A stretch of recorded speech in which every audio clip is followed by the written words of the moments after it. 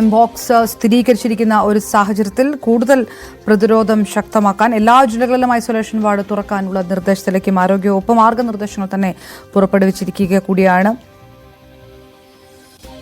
എന്താണ് എംപോക്സ് എന്ന രോഗം എന്നുള്ളതാണ് ആദ്യം മനസ്സിലാക്കേണ്ടത്. എങ്ങനെ ഒരു മുൻകരുതൽ എടുക്കാം, വിശദമായി തന്നെ നോക്കാം ഈ സാഹചര്യത്തിൽ. ഇന്ത്യയിൽ എംപോക്സ് വൈറസ് ബാധ സ്ഥിരീകരിച്ചതോടെ അതീവ ജാഗ്രതയിലാണ് കേന്ദ്ര ആരോഗ്യ മന്ത്രാലയം. തൽക്കാലം ആശങ്കയുടെ സാഹചര്യം ഇല്ലെന്നാണ് വിലയിരുത്തലെങ്കിലും വിമാനത്താവളങ്ങളിലടക്കം കനത്ത ജാഗ്രത തുടരാനും നിർദ്ദേശമുണ്ട്. സംസ്ഥാനങ്ങളും കേന്ദ്രഭരണ പ്രദേശങ്ങളും ജാഗ്രത തുടരണമെന്നും മുന്നറിയിപ്പിൽ പറയുന്നു. എംപോക്സ് ലക്ഷണങ്ങളുള്ളവരെ സ്ക്രീനിംഗ് ചെയ്യുകയും സാമ്പിളുകൾ പരിശോധനയ്ക്ക് വിധേയമാക്കുകയും ചെയ്യുമെന്ന് ആരോഗ്യ മന്ത്രാലയം വ്യക്തമാക്കി. രോഗബാധയുള്ളവർ ഐസൊലേഷന് വിധേയമാകണമെന്നും റിപ്പോർട്ടിലുണ്ട്. രോഗവ്യാപനം തടയാൻ സമ്പർക്ക പട്ടിക തയ്യാറാക്കുന്നതിൽ വിട്ടുവീഴ്ച ചെയ്യരുതെന്നുമാണ് നിർദ്ദേശം.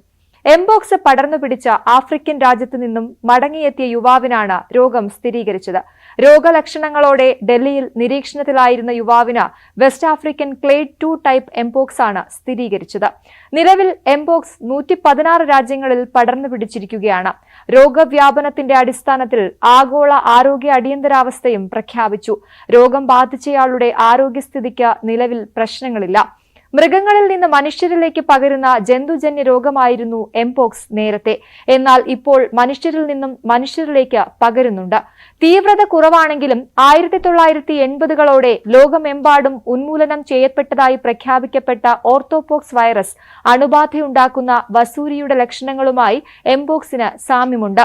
1970-ൽ ഡെമോക്രാറ്റിക് റിപ്പബ്ലിക് ഓഫ് കോങ്കോയിലാണ് മനുഷ്യരിൽ ആദ്യമായി എംപോക്സ് രോഗം കണ്ടെത്തിയത്. 2022-ൽ ലോകമെമ്പാടും എംപോക്സ് പടർന്നു പിടിച്ചു.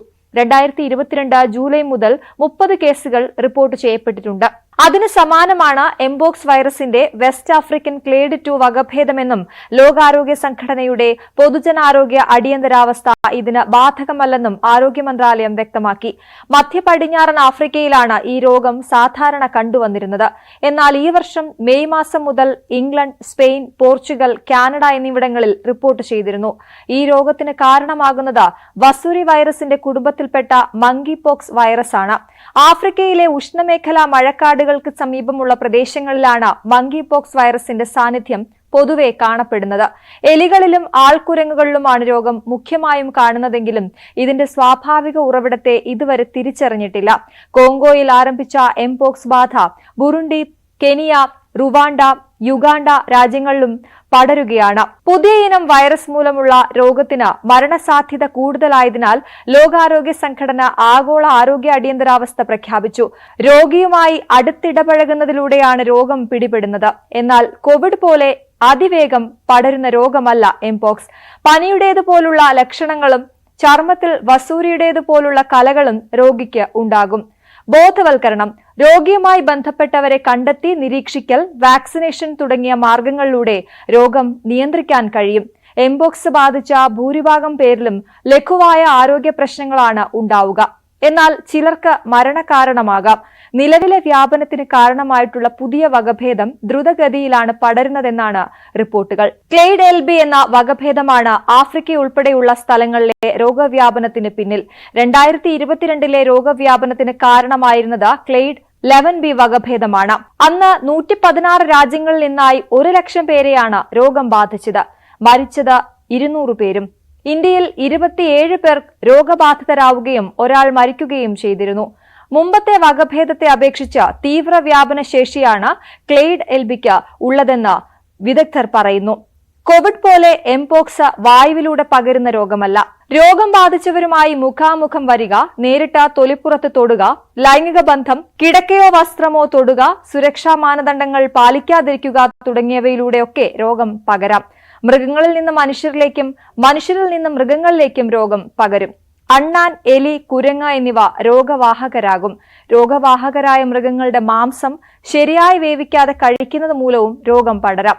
പനി, തീവ്രമായ തലവേദന, കഴലവീക്കം, നടുവേദന, പേശിവേദന, ഊർജ്ജക്കുറവ് എന്നിവയാണ് പ്രാരംഭ ലക്ഷണങ്ങൾ. പനി തുടങ്ങി ഒരാഴ്ചയ്ക്കുള്ളിൽ ദേഹത്ത് കുമിളകളും ചുവന്ന പാടുകളും പ്രത്യക്ഷപ്പെടും. മുഖത്തും കൈകാലുകളിലുമാണ് കൂടുതൽ കുമിളകൾ കാണുക. അസുഖബാധിതരായ ആളുകളുമായി സുരക്ഷാ മാർഗങ്ങൾ അവലംബിക്കാതെ അടുത്തിടപഴകുന്നവർക്കാണ് എംപോക്സ് പടരുക.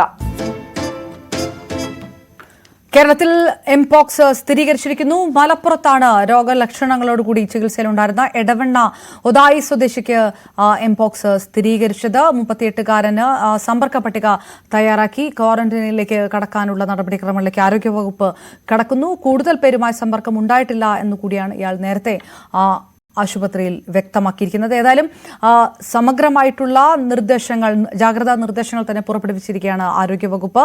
എല്ലാ ജില്ലകളിലും ഐസൊലേഷൻ വാർഡ് ഉണ്ടാകും. ഡോക്ടർമാരെ അടക്കം നിയോഗിച്ചിരിക്കുന്നു. അതിനായി രോഗലക്ഷണങ്ങളുള്ളവർ വളരെ പെട്ടെന്ന് തന്നെ ആരോഗ്യവകുപ്പിനെ അറിയിക്കണം, ചികിത്സ തേടണം.